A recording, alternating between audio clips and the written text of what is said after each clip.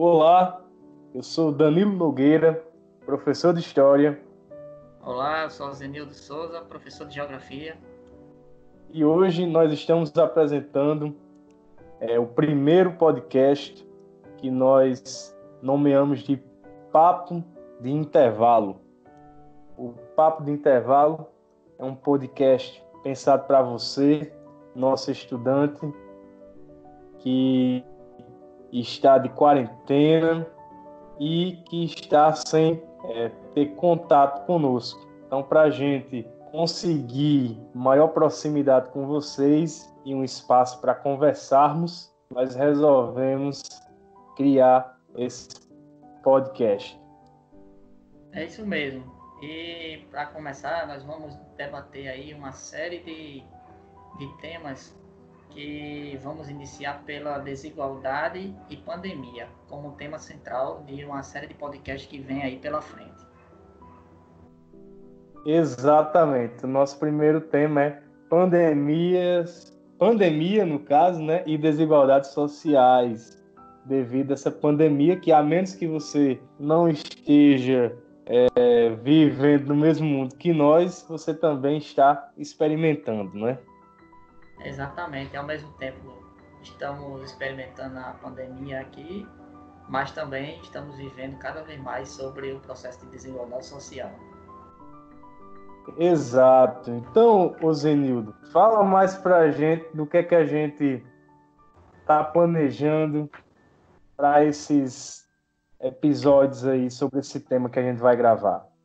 Bom, a gente pretende gravar então umas 3 séries aí, uns 3 podcasts, que vai debater mais sobre justamente o que é desigualdade e pandemia. Dentre eles, outros temas que estão diretamente ligados a eles, né? E qual a importância que você atribui à discussão da pandemia a partir dessa ótica da desigualdade? É um tema muito importante porque a gente vê direto tanto nas redes sociais como nas redes de comunicação televisiva e de rádio, que a pandemia veio para todo mundo, né? Igualou todo mundo. Aí a gente levanta aquele questionamento: será realmente que ele igualou todo mundo, deixou todo mundo naquele mesmo patamar, ou ela só está cada vez mais dando luz à desigualdade social, não só no Brasil como no mundo inteiro? Exato, muito oportuna a sua fala.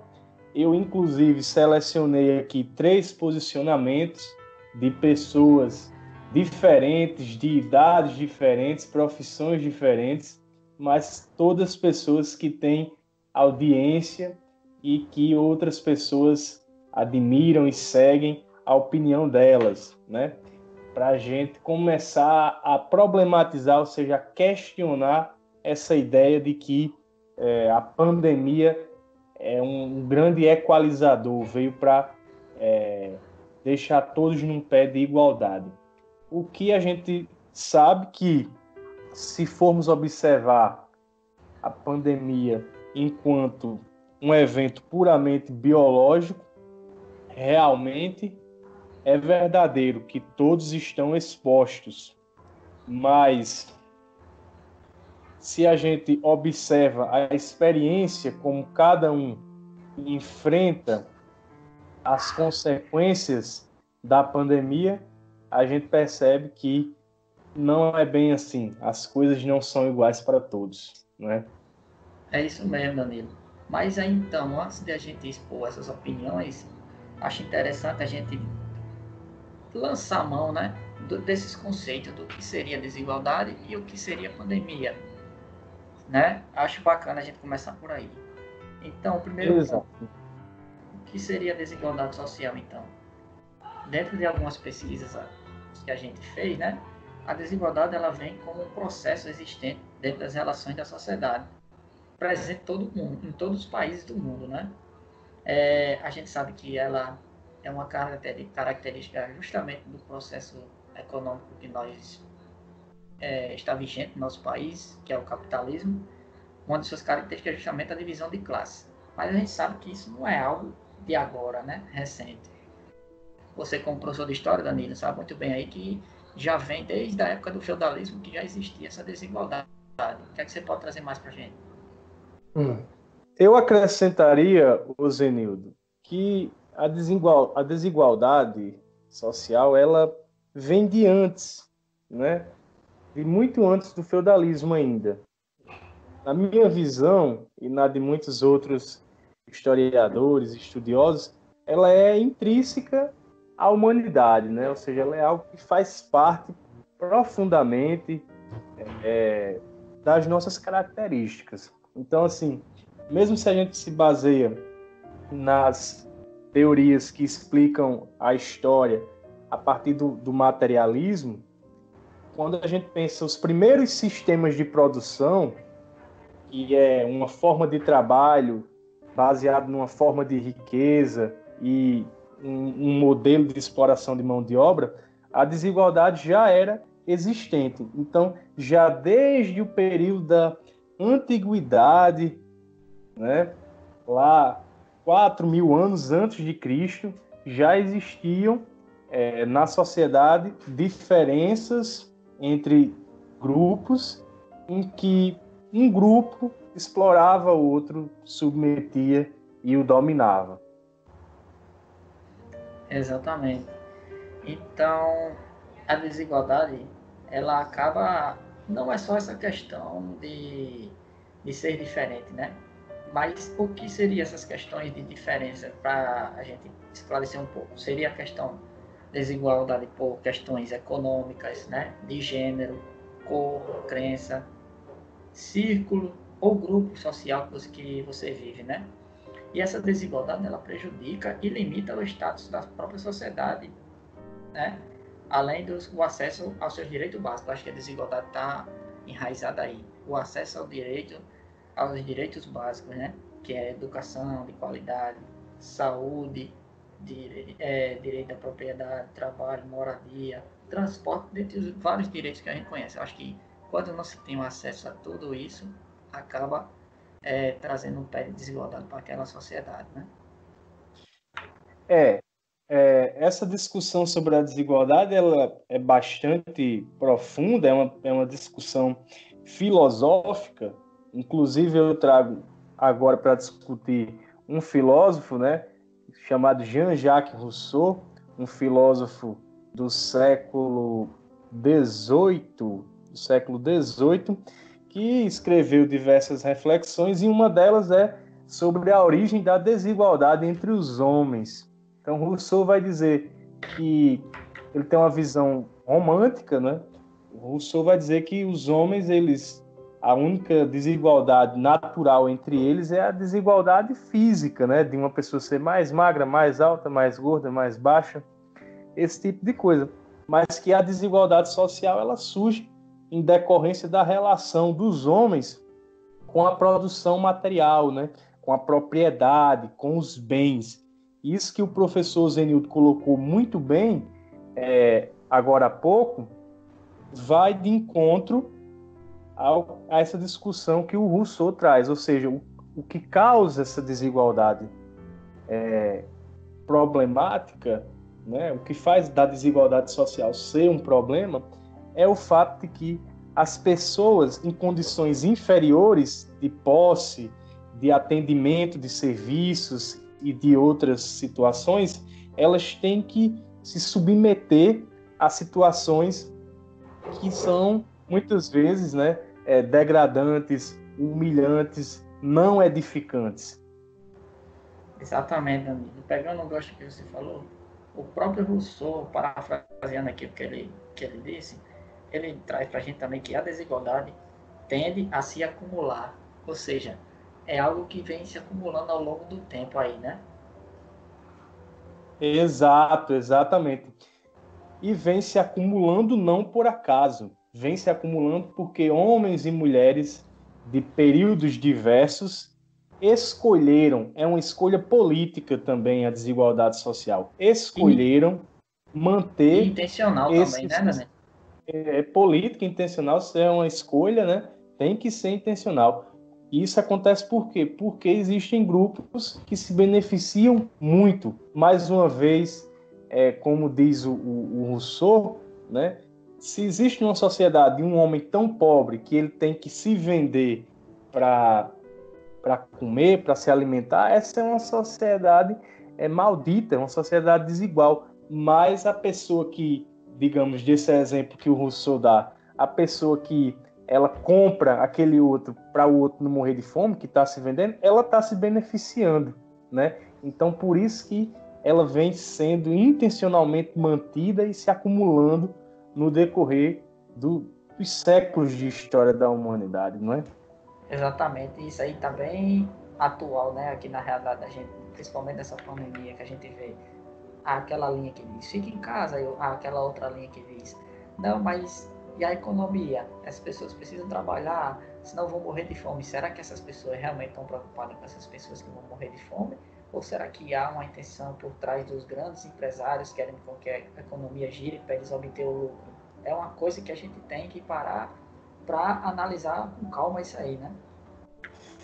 É muito admirável que agora, só agora, com a pandemia, que de repente os grandes empresários tinham começado a se preocupar que pessoas morram de fome ou morram porque não têm emprego, né? Porque até então eles não estavam preocupados com isso, né?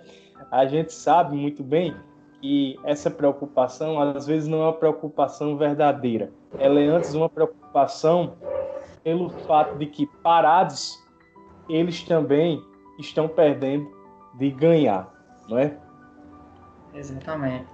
Aí, então, Danilo, para a gente entrar um pouco agora também no conceito de pandemia e para os alunos saberem um pouco, né, disso, vamos trazer um pouco do que significa, né? Que pandemia ela ocorre quando uma doença se espalha por uma grande quantidade de regiões no globo, ou seja, não está restrita apenas a uma localidade, né? Presente ou seja, ela está presente numa grande área geográfica.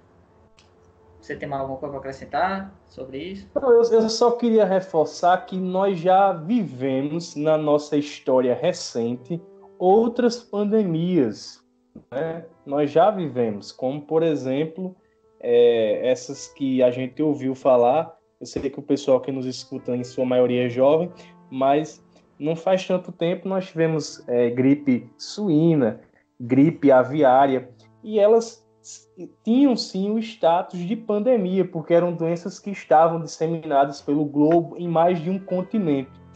Todavia, como os efeitos dela, as características delas eram diferentes, elas acabaram não chamando tanta atenção, né? O Covid-19, ele tem características parecidas no que diz respeito aos efeitos, né, da doença nas pessoas, mas uma característica que se destacou nele foi o grande nível de contágio, né, que fez com que ele fosse muito mais fácil disseminado por todo o globo do que essas outras pandemias. Então, na nossa história recente, a gente também já teve casos de pandemia, embora as pessoas ignorem, né? Para muita gente é a primeira vez que eles escutam esse nome, né?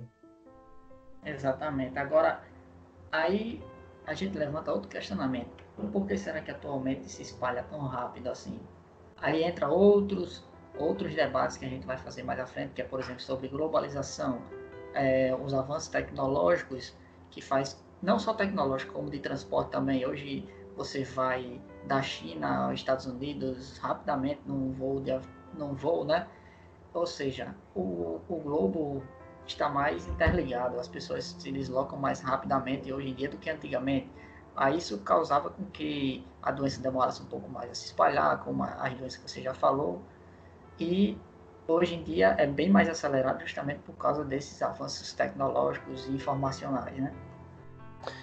Exato, exato. Devido à globalização, que você muito melhor do que eu pode explicar, enquanto um fenômeno humano, a gente tem uma grande circulação de pessoas e de mercadorias, bem como de capitais e de informações, né?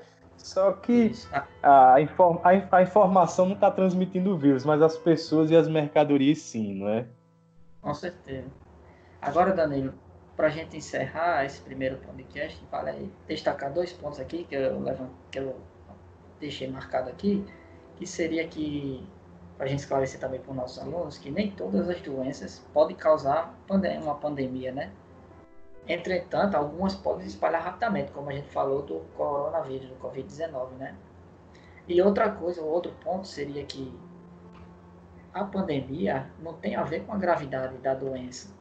Ela é um fator geográfico determinante. Tem a ver com ela se espalhando pelo mundo, não tem a ver com a gravidade dela, ou seja, uma doença, vamos dizer que seja bem menos grave do que o Covid-19, mas se ela se espalha pelo mundo inteiro, ela vai ser tratada como pandemia também. Exato, muito bem colocado.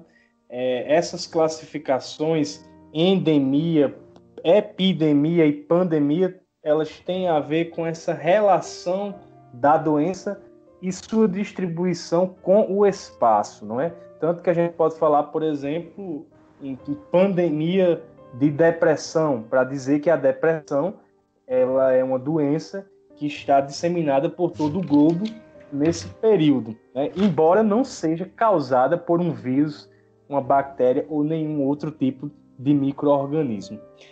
Então, só para encerrar, eu diga. Pode falar. Pode falar, fica à vontade, Ana.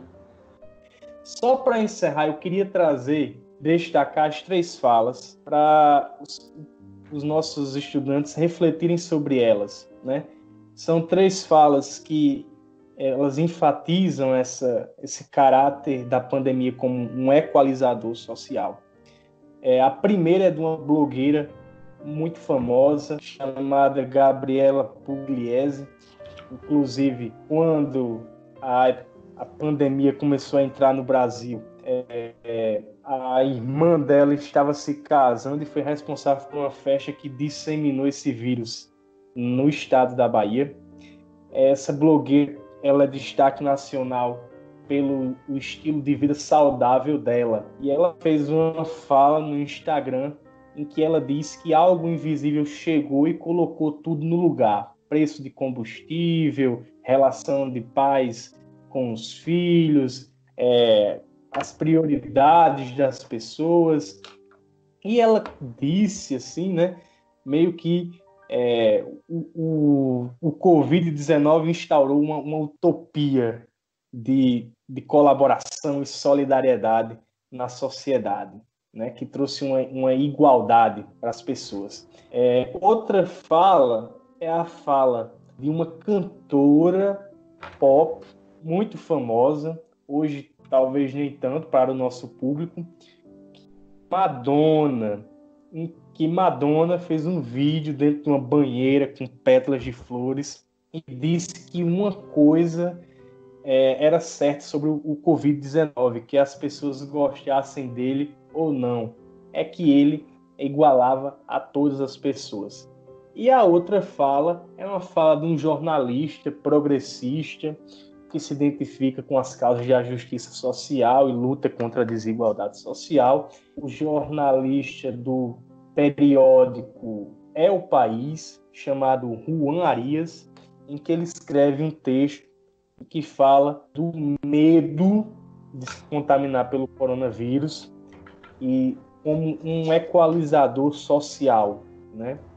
Então, são pessoas diferentes, de idades diferentes, de profissões diferentes, mas que trazem essa visão de que o coronavírus ele trata a todos de maneira igual. O que nós gostaríamos de saber é se vocês, estudantes, pela realidade de vocês, pela realidade que vocês observam, é se realmente a experiência da pandemia de Covid ela está sendo igual para todos, né? Realmente, Danilo, bom levantamento aí que você fez dos 3 aí, né? De uma blogueira, de um cantor e de um jornalista. E lançando mão dessas questões aí, ficou muito bacana. Então é isso, pessoal. Esse foi o nosso primeiro papo de intervalo. Obrigado ao professor Danilo pelo convite. E estamos aí, vamos debater bem mais nos próximos podcasts, né? Sim, com certeza. Muito obrigado, Zenildo, pela participação, por compartilhar esse momento. Até uma próxima. Até, forte abraço.